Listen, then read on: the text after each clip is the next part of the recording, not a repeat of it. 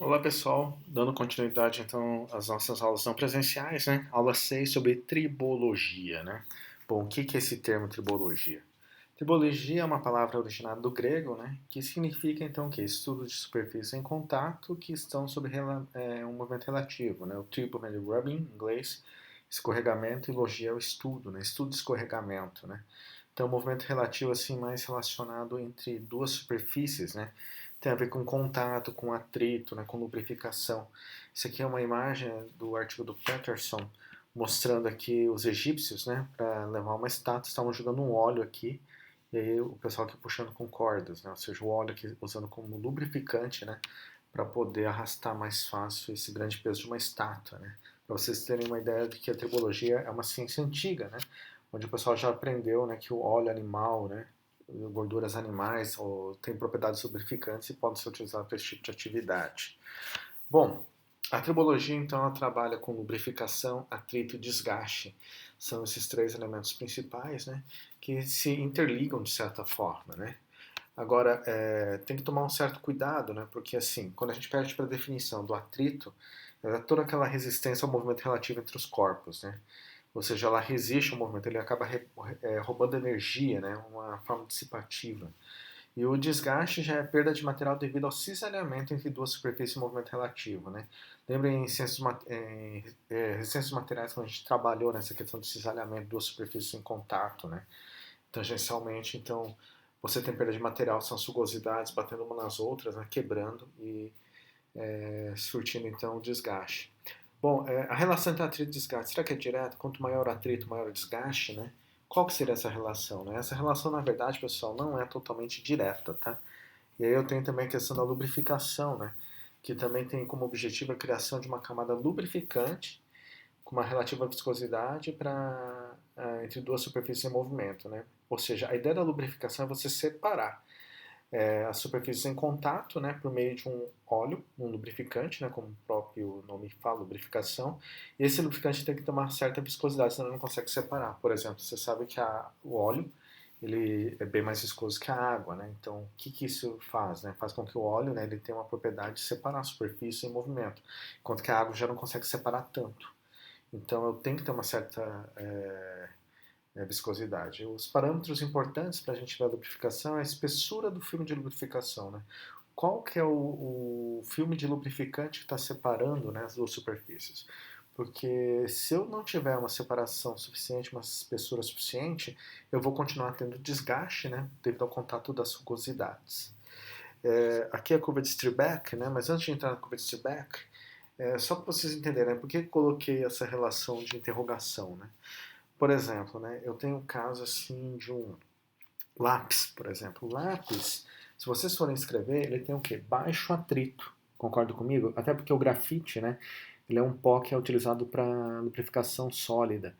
Enquanto que você tem um alto desgaste, porque se não tiver desgaste você não consegue escrever, né? Então o grafite não fica transferido no papel.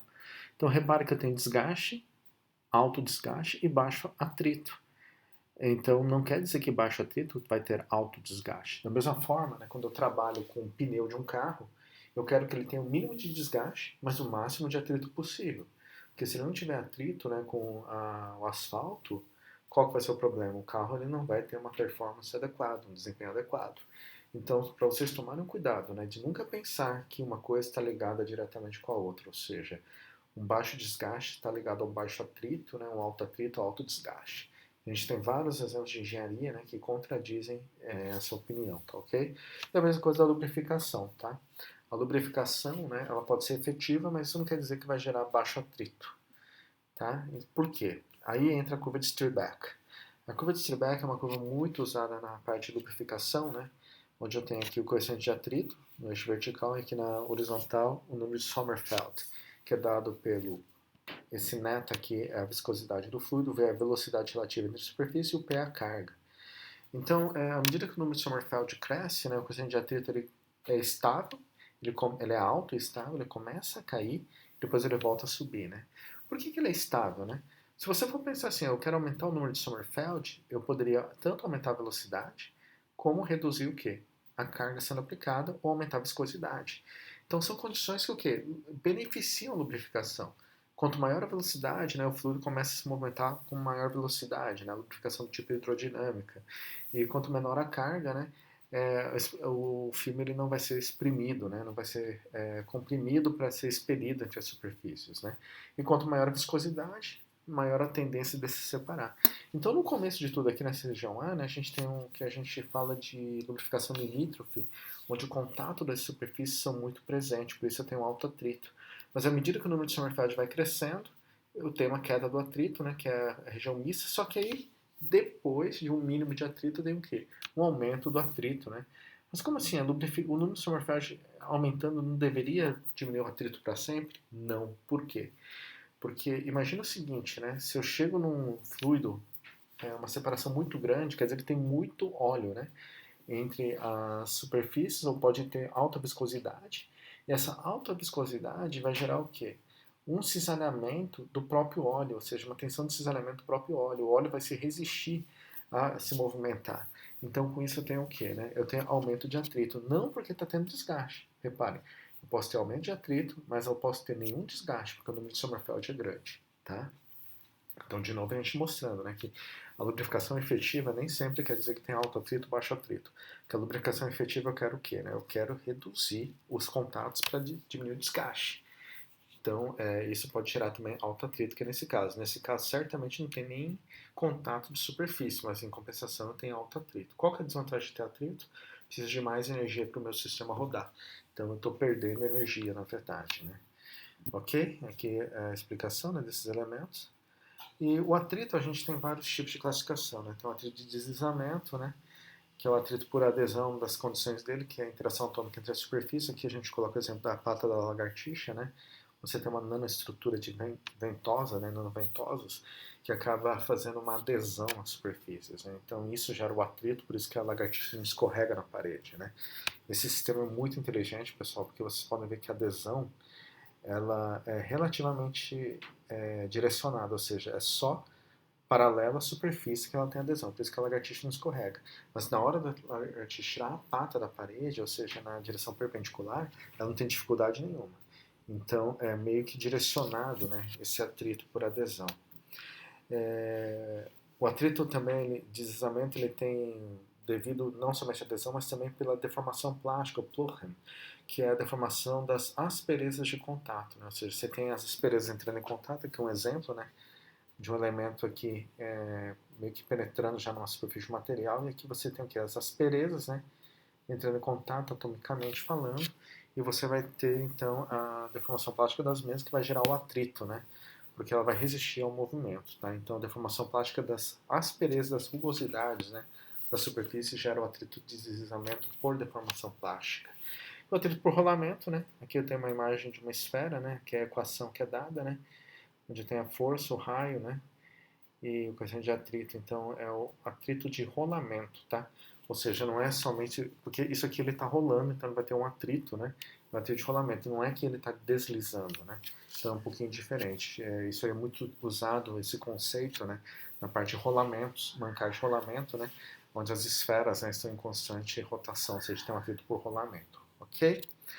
Bom, o desgaste, né? Eu tenho algumas características de desgaste por adesão. Quando você tem o material de uma superfície, né? Tipo a superfície A acaba transferindo, aderindo na outra superfície B. E com isso, às vezes, você tem aqui transferência de material, né? Aqui vocês podem ver que uma parte do material aqui, da parte inferior, acabou sendo transferida para a parte superior devido ao contato. Então, esse é um desgaste por adesão. Tem o desgaste por abrasão, que é muito a ver com aquela parte do atrito por deformação plástica, né? É onde eu tenho o quê? A remoção de material da superfície mais macia devido às rugosidades da superfície mais dura, né? Então aqui eu tenho a superfície mais dura que acaba removendo pela rugosidade, desculpa, né? O material da superfície mais macia, tá? O desgaste por abrasão também pode ocorrer porque tem uma partícula de desgaste na Verde Breeze que é muito dura e ela fica entre as duas superfícies, né? E ele acaba ocasionando desgaste da superfície dura, né? Também. Não somente, isso é uma coisa bem interessante, porque o que acontece, né? Essa partícula aqui, ela é tão dura, né? Que ela acaba entrando na parte mais macia, e a parte mais macia acaba sofrendo o quê, né? Ela acaba não sofrendo desgaste, mas isso aí vira tipo uma aspereza dessa superfície e acaba o quê? Desgastando a parte mais dura, né? Por incrível que pareça, né? Então esse é um desgaste do corpo, terceiro corpo que a gente fala. É a capacidade de um material mais macio desgastar o mais duro, mas é por quê? Porque tem a presença de um terceiro corpo entre eles, que são as partículas de desgaste, ok? Isso aqui, pessoal, tem que tomar muito cuidado, tá? Desgaste por abrasão de terceiro corpo, por quê? Isso é típico de óleo contaminado. Quando o óleo está cheio de partículas de desgastes, né, e a gente não tem um filtro adequado do óleo, não tem uma limpeza do óleo correta e acaba ocasionando esse tipo de desgaste, tá? Desgaste por fadiga também acontece, é uma variação de desgaste abrasivo, mas aí você tem uma delaminação da superfície porque tem propagação de trincas, né? Isso pode acontecer devido a choques, né? Movimentos repetitivos que vão propagando trincas, né? Então, essas trincas vão se propagando e aos poucos vão eliminando o material, né? A trinca vai ficando profunda e vai fragilizando a superfície do material, vai tendo delaminação. E também tem desgaste por erosão, né? Penetração de partículas duras na superfície devido ao fluxo de um gás ou líquido contra a superfície, né? Se eu tiver, por exemplo, uma lubrificação do tipo hidrostática, onde eu tenho um fluido lubrificante, né, injetado, né, no sistema a alta pressão, e se esse óleo estiver contaminado, ele pode gerar, sim, penetração de partículas duras, né, que vão levar à erosão. Aqui são algumas figuras, né, que a gente vê em microscópio de varredura eletrônica. Aqui o tipo de fadiga, desgaste por fadiga, onde a gente tem, né, a visualização de algumas microtrincas, o formato como ele acaba quebrando, né? Aqui é o adesivo, né? Onde você vê assim, que camadas são arrancadas, literalmente, né? E o abrasivo a gente tem umas deformações que dá para perceber, deformação plástica, né? Então aí, olhando para a superfície do material, né, com microscópio de varredura eletrônica, a gente consegue interpretar e verificar, né, que tipo de desgaste está acontecendo, qual é o mecanismo. Né? Isso é muito importante para entender como a gente pode resolver esse problema ou reduzir, né, o efeito do desgaste. Tá? Aquilo que a gente falou, né? Então tem aqui lubrificação limítrofe na curva de Stierbeck, que seria uma situação dessa, né? Boundary lubrication, onde as asperezas estão praticamente entrando em contato. Tem depois uma lubrificação mista, né? Onde as superfícies já estão mais separadas, e aqui uma lubrificação de fluido hidrodinâmico, separação total, né? Só que não posso separar muito porque a movimentação do fluido acaba gerando aumento de atrito, né? Então tem que tomar muito cuidado com isso, tá, pessoal? Não adianta ficar aumentando o número de Sommerfeld indefinidamente, né? Existe um ponto ótimo que é justamente a transição entre a região mista e a região hidrodinâmica. Obviamente eu não consigo exatamente esse ponto, né? Mas algo aqui, né, mais para cá do que para cá é melhor, porque para cá eu tenho ainda pontos de contato que podem gerar desgaste, ok? Na prática, pessoal, muitas vezes se você estiver numa região muito próxima do lado de cada lubrificacionista, você acaba migrando para cá automaticamente. Por quê? Porque com o tempo vai tendo desgaste, né, desses pontos de contato, então ele vai acabando eliminando esses pontos de contato, né, vai literalmente assim gerando desgaste. Então você perde esse ponto de contato e melhora a lubrificação. Bom, como que funciona, né, uma lubrificação do tipo hidrogênio, a gente disse, né? Basicamente, ele é feito pelo formato, pela geometria, né? Eu tenho aqui um eixo, aqui eu tenho um mancal, né, um lado externo, e eles são excêntricos, eles não estão no mesmo centro, eles não possuem o mesmo centro. Isso vai gerar o quê, pessoal? Essa cunha aqui, ó. Repara que tem uma cunha, né? Aqui é mais afunilado, e aqui vai abrindo, aqui é maior. Então, quando ele começa a rotacionar, essa cunha vai gerar o quê? Uma pressão hidrodinâmica devido à diferença, né, do vão. Tá? Então isso gera a formação do filme lubrificante simplesmente pela movimentação excêntrica entre o eixo e o mancal que fica fixo. Tá? Então só isso já é suficiente para gerar uma lubrificação hidrodinâmica e a separação então, né, do eixo com o mancal. Né? Então isso é bem interessante, né? Só que a desvantagem é que você fica excêntrico, obviamente tem uma leve vibração aqui, né, durante a movimentação. O mancal hidrostático são casos onde a hidrodinâmica, né, não é suficiente. Por quê? Porque a hidrodinâmica, para funcionar, ela tem que ter uma boa cunha, mas ela tem que também ter uma certa velocidade, viscosidade do óleo. Né?